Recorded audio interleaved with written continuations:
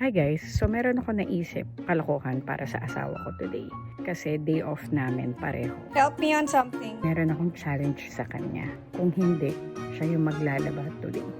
Na kailangan magtagalog siya the entire time kami nasa labas. So, meron akong challenge for you today. In English? Hindi ka pwedeng mag-English. Yung challenge natin is no English day for you. Lahat ng sasagot mo sa akin, Tagalog. If matalo ka, nag-English ka, ikaw ang maglalaba and magtitiklop ng damit and maghuhugas ng pinggan tonight. Are you up for it? Let's go. Sa high vibe, high life kasi meron akong bibilin.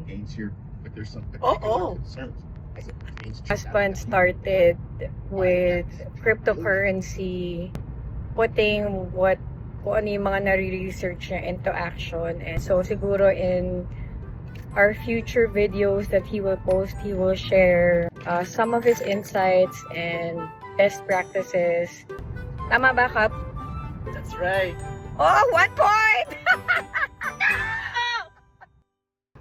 So guys, sabi ko wala akong bibilin pero mukhang meron akong mapitik dito.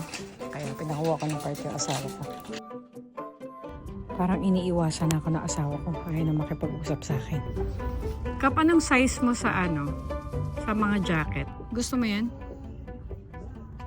Nag-i-English siya guys, so maghuhugas siya ng pinggan. So guys, punta tayo sa laundry room. Tignan natin kung ano ginagawa ko ng asawa ko.